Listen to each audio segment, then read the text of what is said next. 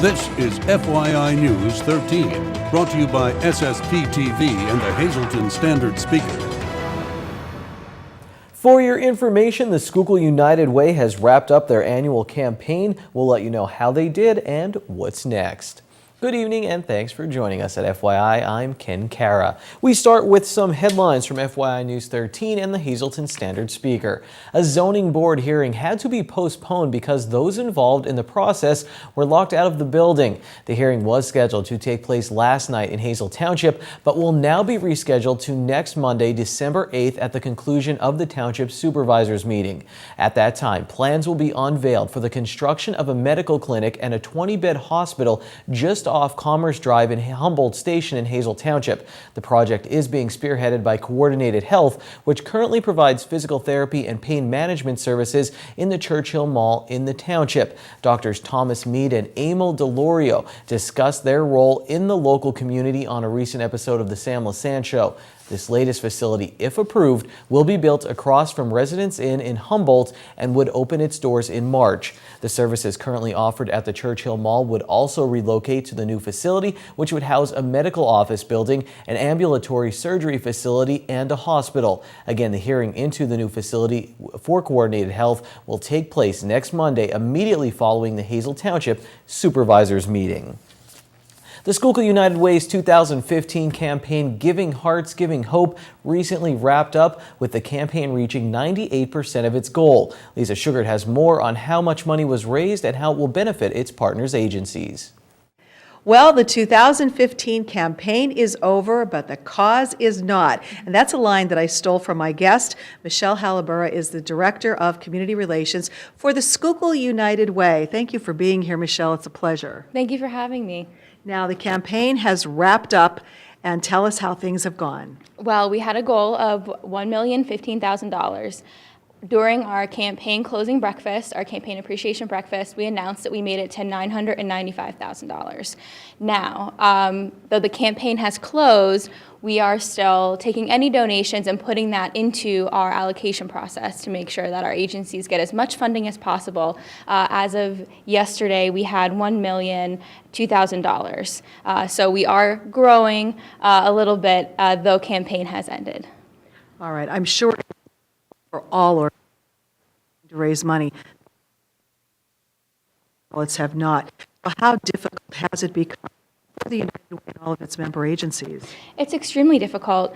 A large amount of our donations come in through employee campaigns. And what an employee campaign is, it's just basically a local organization, local business that invites us in and allows us to run donations through their payroll system. So essentially somebody can say, I'd like to give $78, and then that money comes straight to us, and it can come right out of their paycheck, which makes the donation easier for them. Now, that being said, when you have to worry about additional things, different factors, cost of living, insurance, etc. Obviously, people really need to think very hard before they make a commitment to donate. And so we greatly appreciate all of our donors, because we know how important that decision is, and we know how much every dollar means to them. So, how many more people are coming through the doors of the United Way and its partner agencies asking for help? Because we know so many people unemployed, the economy not great. So how difficult is it? Community you serve? It is getting more and more difficult. I've been with the Schuylkill United Way since the spring of this past year, and I can say that just from my, half a year, couple months, I've seen a dramatic increase in calls. You always have seasonal needs, so we are getting plenty of calls regarding oil and heating, and obviously you want to help as many people as you can, and what the Schuylkill United Way does is we send people to our 15 partner agencies should their need be relevant to what the partner agency does, and we do our best to connect them. Obviously, there isn't always enough resources to serve everyone in need, which is the sad side of what the Schuylkill United Way and our partner agencies do. So you are basically doing all the fundraising and then, giving it over to the agencies who then in turn decide, how they can spend it and give it to the people in the most need. That's correct. The Schuylkill United Way, we do our annual fall campaign, and then what we do is we take that money, we go through an allocation process. All of our 15 partner agencies send us applications that detail what their needs are. And so what they do is they are given a monthly allocation, which adds up to $70,000 a year for some agencies, which is quite a bit of money. So they get that amount of money broken down throughout the year, and they also report to us quarterly. And so the donors that are giving should know that their money is being extremely appreciated and also regulated. We definitely watch those quarterly reports, and though we trust our 15 partner agencies, I've heard more than one say to me, it makes me feel better to know that, there is a check and balance, and that you have our quarterly reports that show who we're giving to and what we're giving out. You can't have enough visibility in a nonprofit institution. Well, you're looking to raise an additional $13,000 to meet your goal. So if someone watching us right now says, I want to help, I want them to go over the top, what can they do to contact you to raise money? How do they do that to donate money? Well, you can always donate money to us. We do plan any money that comes in throughout December that will go towards the 2015 funding year. So we'll be put into the allocations for the agencies for 2015. Donations can be received through our website, www.schuylkillunitedway.org. We can also answer any questions if you call the office, which is 570-622-6421. And again, our website's a great resource. We actually have mobile capability, so no matter what you're on, be it iPad, iPhone, etc., you can get the information you need from our website pretty efficiently. Of course, sometimes phone is the best way to get information, so we're always happy to take calls. Very valuable information. If you would like to help out the Schuylkill United Way, give them a call or go to their website. And if you need their help, they are there for you as well. Thank you, Lisa. We'll see you again soon. In other news, a Luzerne County employee has been fired as the result of 1,400 county employees not receiving a paycheck on Friday.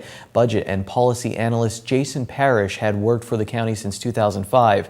County Council Vice Chairman Ed Brominski confirmed to our media partner, the Standard Speaker, that Parrish was fired. Parrish was on vacation when the paycheck problem took place. A Hazleton man was arrested for simple assault, terroristic threats, and harassment following an incident this morning in the city. According to Hazleton Police, 33-year-old Jose Guzman was arrested after allegedly striking an adult female in the 400 block of East Cranberry Avenue around 8:30 this morning. Police say Guzman resides on that street. The victim was treated by medics on the scene. Guzman was committed to the Luzerne County Prison after failing to post $50,000 straight bail. The Pennsylvania State Police have released the final travel statistics for the Thanksgiving holiday, and the number of crashes is up from 2013. PSP responded to 1,268 crashes during the 4-day driving period. As a result of those crashes investigated by the state police, 239 people were injured and 5 people were killed. The official holiday period ran from November 26th through the 30th. During that time period, troopers cited 1,041 individuals for not wearing seatbelts. They also gave out 251 citations for not securing children in safety seats. The stats also included 9,301 speed citations and 435 arrests for driving under the influence. Of the more than 1,200 crashes investigated, state police said that 66 of them included 3 fatal crashes were alcohol related. Last year, 9 people died and 236 were injured in 936 crashes that state police responded to. Here's a weather-related announcement. The Greater Hazleton Concert Series will continue tonight. The scheduled performance of A Viennese Christmas by the Hollywood Concert Orchestra is still a go at 7:30 p.m. on Tuesday night at the Hazleton Area High School. We'll talk more about the weather after our first break. There is a winter weather advisory in effect for our area from the National Weather Service, and that is until 1 a.m. on Wednesday. So if you head out tonight, be safe and enjoy A Viennese Christmas by the Hollywood Concert Orchestra Tuesday night at 7:30 p.m. at the Hazleton Area High School. Here's what our media partner, the Standard Speaker, is working on for tomorrow's edition. If money wasn't an issue, would local police departments want body cameras? You can read all about it in Wednesday's edition of the Standard Speaker. There's a big-time Christmas event going on in Hazleton tomorrow. Find out more next on FYI, and later in sports, we chat with local pro kickboxer Chris Lindsay about his latest fight.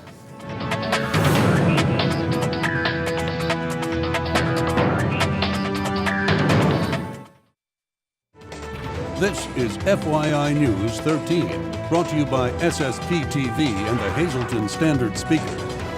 Care for Kids Time. We're located here in Brandon's Forever Home, right on Church Street in the city of Hazleton. Today we're going to touch base with David Madera. He's actually one of my guests on Community NEPA, which got a lot of feedback from what you're saying to this community in regards to foster and adoption. So we want people out there who maybe have a misconception of foster and adoption, or maybe they're out there and they're thinking, they're teetering on, should I adopt, should I foster? You can provide a wealth of information for them. Absolutely we can. I'm hoping we'll be part of the Brandon's Forever Home, and I think one of the things we'll talk about today is like a support group type of thing for families that are interested or thinking about doing foster care and adoption. And I just can't tell you how it's super exciting. Obviously you're doing something wonderful. We enjoy it. Honestly, we feel greedy because we do this sometimes. It's just because but it's there for the kids. We're doing it for them, and it's really fantastic. So talk about your story. Your wife and you have adopted how many children and their ages and the process? Currently, we actually have 5 children in our home. 4 of them we have adopted. Lori actually did our last adoption was very recently for 2 children, and we do currently have 1 child that we are fostering right now too. So hopefully we'll be adopting her very shortly. Yeah, there are many parents out there who are struggling to have children of their own. It could be a very emotional time on both the mother and the father. So talk about what this has done for you, your lives, your family lives. Well, this was certainly, we looked into all of the, the typical, doctor appointments and all of the in vitro and all those things that everybody talks about. And of course, there are other options you can adopt from, foreign countries and things like that. But it was one of those things where you just kind of look, and there are, over 100,000 kids just in our state alone that are looking for foster care and adoption. And it just kind of progressed to that point. And we are really excited. We're really happy we went that route. It's been fantastic. It's been great. Your message to anyone out there thinking about going through this process? Just do it. Just do it. I think at this point there is a ton of support, and certainly something like Brandon's Forever Home. It's fantastic. I mean, this is going to be not just for the kids, but the families and the people that are thinking about it. Very simple. Just do it. It's very simple. And going back to your comment earlier, speaking on behalf of myself as a board member, you shouldn't hope to be a part of this. You are a major part of Brandon's Forever Home. Thank you. I appreciate that. And I plan to continue to be. Well, thank you to you and your wife for all you've done for Brandon's Forever Home and through the community, through this foster and adoption process. Beautiful children. I've met all of them, and they are just beautiful to have around. Thank you very much. Thank you. And thank you for everything you've been doing, by the way. Thank you. So, yep. All right, join us every week here for Care for Kids on FYI. Time now for FYI News 13 weather. There's a winter weather advisory in effect for our area from the National Weather Service as snow, sleet, and freezing rain are expected overnight. The advisory is in effect until 1 a.m. on Wednesday. In all, we can expect up to 1 inch of snow and a light coating of ice from this storm. Let's get to our complete forecast from the National Weather Service tonight. Rain, snow, and freezing rain and sleet becoming all rain after 1 a.m. Our low will be 30 degrees. Little or no ice accumulation is expected. New snow and sleet accumulation of less than a half inch is possible. Wednesday now on our extended forecast, there is a chance of rain and snow showers before 1 p.m. Then a slight chance of rain showers between 1 p.m. and 4 p.m. Mostly cloudy though with a high of 43. Wednesday night mostly cloudy, then gradually becoming mostly clear with a low around 27. On Thursday, mostly sunny. Our high will be 34. Thursday night is mostly cloudy with a low of 24. Friday, there's a slight chance of rain and snow showers, high of 36. Same slight chance of rain and snow at night. The low will be 32. And we'll keep the chance of rain around for Sunday in the day and at night. High during the day, 39. A low of 33 at night. It's the perfect way to kick off the Christmas holiday season. Lisa Sugart has all the details on tomorrow night's Can Do Christmas. Tomorrow night is the big event, the 22nd annual Can Do Christmas. And here to tell us all about this free community event is Nancy Stasko, who is the Director of Administration for Can Do. Nancy, I cannot believe that it is 22 years for this fabulous event. Yeah, very exciting, very exciting. We've been involved with this for 22 years. Student Action Committee, our students from Hazelton, MMI, Marian Catholic, Weatherly, and Emmanuel Christian Schools, and they coordinate this event every year. Why was it so important for Can Do to want to be part of this? This is a gift back to the community. It's a free event. There's wonderful entertainment. We have such talented students in the area that it's just nice to showcase young people and celebrate the arts. It's always been, I know every time that I've covered it in years past, they said it's a great way to kick off the holiday season. Come on out, get in the mood, and like you said, see the great talent that's in our community. So tell us who the talented people will be performing. We have the Hazelton Area High School Jazz Ensemble, the Hazelton Chamber Singers, the Heights Terrace third grade chorus, MMI Chamber Singers, and the Heights Terrace Jazz Ensemble. So some really wonderful entertainment. And you want to stress, this is free for the community, so you want everybody to come out. It is free entertainment. We do have light refreshments. There are cookies made from the Keystone Job Corps Culinary Arts Center. Donate them every year. There are students that are helping little ones write letters to Santa.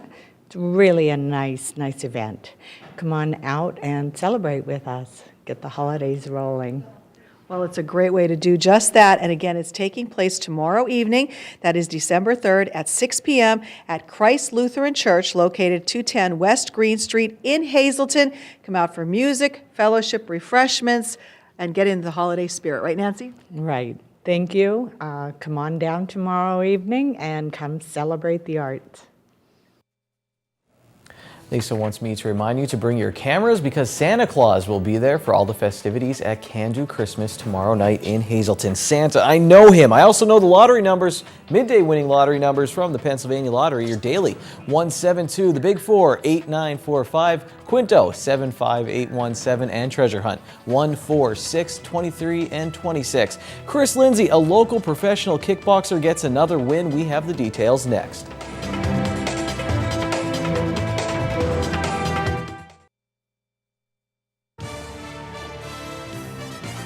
This is FYI News 13 Sports. Local professional kickboxer Chris Lindsay was part of the main event for the United States Kickboxing Alliance's Fight Night in November in Allentown. Lindsay moved to 2-0 in Muay Thai kickboxing as a pro with a knockout win in the second round over Eric Rocha. I sat down and challenged Lindsay in his next bout Apollo Creed style. No, I just did an interview with him about his latest win and his recent success. Chris Lindsay had a very specific game plan going into this main event bout against Eric Rocha. I tried to keep it faster paced because he was a Thai fighter, and they're mostly a little slower paced. They like to lay back, and it's like kick for kick and punch for punch. And my style is different. My style is come in and throw a lot of punches and combinations. So I came in with the plan to work a lot of boxing against his technique, and it worked. He landed a lot of kicks on my leg. I knew that was going to happen because with the boxing style, you kind of put weight on your front leg, and it's harder to check kicks. So it was just like I had to weigh my options, so I still stuck with my game plan, and it worked. Sticking with the game plan was easier said than done. Right from the first shot that he landed on my leg, I felt it was a stiff kick, and then he just kept landing them because it was wide open because of how my stance was with boxing. I started to think to myself, if something doesn't happen, I might be limping out of here. And all of a sudden, I just landed a couple punches on him and put him down for the third and final time, and that was the end of that fight. Lindsay got a knockdown in the first round, and after another one in the second round, he knew he was in control and would win the first 2 of 3 rounds if the fight went to a decision. It didn't. Lindsay got the knockout in the second round and an invitation to USK's next event in February from the promoter. After a week off, Lindsay picked up training on Tuesday with his boxing coach. I still want to work a lot of boxing because that's what separates me from a lot of the other fighters is my boxing ability. Other than that, I want to work a lot of clinch work, a lot of kicks. I want to throw a lot more kicks in my upcoming fights, just to give my opponent more things to think about other than just come at him with punches. I want to come out with punches and kicks and knees and whatever else. Lindsay had to drop weight for this fight against Rocha, and he's found a comfort zone at 147 pounds. He says he was fighting at 155 and was one of the smaller guys in that weight class. I thought it was going to be harder than what it was. I came in underweight. I came in 144, so it wasn't that hard. And after a fight, me and my friends after a fight, we went to Denny's, and I've just been eating ever since, so now I got to focus on losing the weight again. What'd you get at Denny's? Denny's, I think I got, I want to say the Lumberjack Slam. Lindsay is grabbing people's attention. He'll be back in action in February, and after every fight, he says he gets more and more friend requests on Facebook. If he keeps winning, Denny's may have to pull together some tables for his entire party. All of a sudden, I could go for some moons over my hammy. The video of Lindsay's latest bout came from futureofthegame.tv. You can watch USKA events at that website, and this weekend, you can watch World Cage Fighting Championship 12 from Lancaster on demand at futureofthegame.tv. All right, let's catch up with the WBS Pens, shall we? Wilkes-Barre Scranton, they beat St. John's on Saturday, and they are still in first place in the AHL's Eastern Conference East Division. And that's sports for tonight, but there's more FYI coming your way. Happy Wing Night. It's Wing Night at Bottlenecks. Get $2 off your order of wings or all-you-can-eat wings and boneless wings for only $14.95. Bottlenecks wings are voted best wings in the area year after year. Good evening, everyone, and here's tonight's Talk of the Town report. First tonight, St. John's Orthodox Church, located in Nesquehoning, will be holding their annual Christmas Bazaar, December 6th from 10 a.m. to 3 p.m. Homemade nut and poppy seed rolls will be available, as well as Christmas crafts. For information, please call 570-669-6036. And finally, celebrate the beginning of the Advent season with the beautiful representation of the life of Christ. The play, The Miracle of Bethlehem, presented by the St. Faustina Kowalski Parish, will be held Friday, Saturday, Sunday, December 5th, 6th, and 7th, all at 7 p.m. Play is held at St. Faustina Grove in Shaytown, just outside Anaco. For information, please call 570-550-7799. That's tonight's Talk of the Town. News 13 would like to send sincere condolences to the family and friends of these recently departed. Blanche L. Grow of Ringtown. Funeral is Thursday at 11 a.m. at the St. John's Lutheran Church. Friends may call Wednesday from 6 to 8 p.m. at the Stauffer-Bresnik Funeral Home and Thursday from 10 to 11 a.m. at the church. Robert C. Jones of Drums. Memorial is Saturday at noon from the Harmon Funeral Home. Friends may call from 10 a.m. to noon. Catherine Waluski, formerly of McAdoo. Service is Thursday at 1 p.m. at the Wentz Funeral Home in Coatesville. Eleanor M. Ogrodnik, Hazel Township. Arrangements will be announced by the Stanley E. Anilowski Funeral Home. And M. Eileen Lowe of Drums. Memorial Mass will be held Friday at 10:30 a.m. in the St. John Bosco Church. The Harmon Funeral Home is assisting the family with the arrangements.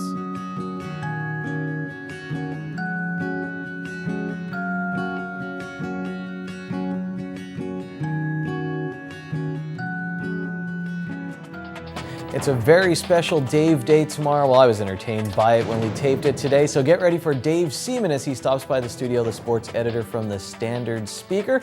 That and more tomorrow on FYI. Until then, take it easy, everyone.